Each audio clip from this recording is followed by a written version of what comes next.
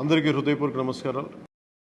వన మహోత్సవ కార్యక్రమాన్ని అందరూ సామాజిక బాధ్యతగా తీసుకోవాలని మనస్ఫూర్తిగా అభ్యర్థిస్తున్నాను. పర్యావరణ సమతుల్యత కోసం పచ్చదనాన్ని పెంచాలి అనేది ఎన్డీఏ కూటమి ప్రభుత్వ లక్ష్యం. 29% ఉన్న పచ్చదనం 50% తీసుకెళ్లాలే లక్ష్యంగా పనిచేస్తున్నాం. ఈ వన మహోత్సవ కార్యక్రమంలో మరొక ముఖ్య విషయం, వృక్ష జాతుల ఎంపిక చాలా కీలకం. అవి స్వదేశీ వృక్ష జాతులను ఎంపిక చేసుకోవటం చాలా అవసరం. స్థానిక వృక్ష జాతులు నాటడం ద్వారా జీవ వైవిధ్యాన్ని, నేల ఆరోగ్యాన్ని మరియు పర్యావరణం మరియు మానవ ఆరోగ్యాన్ని కాపాడిన వాళ్ళు అవుతాం. అందుకే దేశవాళీ చెట్లు పెంచడం చాలా అవసరం. మన దేశ భూ వాతావరణ జీవ వైవిధ్యాన్ని ముప్పు కలిగించే అన్య దేశ జాతుల్ని నాటడం మనందరం మానుకోవాలి. చూడటానికి మొక్క ఆకర్షణీయంగా ఉంది, మొక్క నాటితే ఏపుగా పెరిగిపోతుంది, నిర్వహణ ఖర్చులు అని చెప్పి ఎవెన్యూ ప్లాంటేషన్ పేరు మీద గత దశాబ్ద కాలంలో అన్య దేశ వృక్ష జాతులైన కోనాకార్పస్, ఏడాకుల పాల, మడగాస్కర్ ఆల్మండ్, ఆస్ట్రేలియా తుమ్మ లాంటి వృక్ష జాతుల్ని విరివిగా నాటేశాం. వీటి మూలంగా పర్యావరణానికి ప్రయోజనం కంటే కూడా ఆరోగ్యం మీద, భూగర్భ జల సంపద మీద చాలా తీవ్ర ప్రభావం చూపుతూ ఉంది.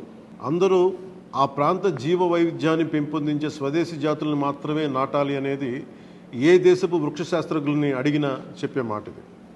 కానీ ఆ వాస్తవాన్ని విస్మరించి విదేశీయ మొక్కల మోసుతో రాష్ట్రమంతటా కోనాకార్పస్తో నింపేశారు.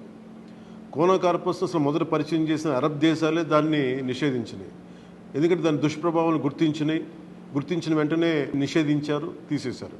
మన దేశంలో తెలంగాణ, గుజరాత్, కర్ణాటక, అస్సాం ప్రభుత్వాలు కూడా వీటిని నిషేధించినాయి.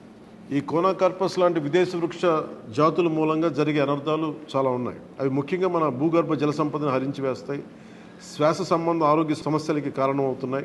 కోనాకార్పస్ ఎలాంటి వృక్ష జాతి అంటే పశువులు తినవు, పక్షులు గూడు పెట్టవు, కనీసం పక్షులు కూడా వాలవు. చెట్టుని చేమని ఆధారంగా చేసుకుని బతికే క్రిమికీటకాలు కూడా ఈ చెట్లు జోలికి రావు.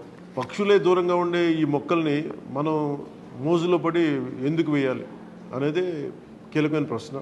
అందుకే ప్రతి సంవత్సరం జూన్, జూలైతో మొదలై నవంబర్లోని కార్తీక సమారాధన వరకు కొనసాగే ఈ వన మహోత్సవ కార్యక్రమంలో మన స్వదేశీ జాతులైన జీవ ఇంధనంగా ఉపయోగపడే కానుగ, వేప, చింత, ఉసిరి, శ్రీగంధం, ఎర్రచందనం, రావి, మర్రి, రేల, దిరిసెన, సీత, అశోక, మారేడు, నేరేడు, దేవకాంచనం, తెల్లమద్ది, మామిడి, కదంబం, జమ్మి, వెలగ, సీతాఫలం ఇలాంటి ఇంకా ఎన్నో మన జాతుల మొక్కల్ని నాటాలని అందరినీ అభ్యర్థిస్తున్నాం, కోరుకుంటున్నాం.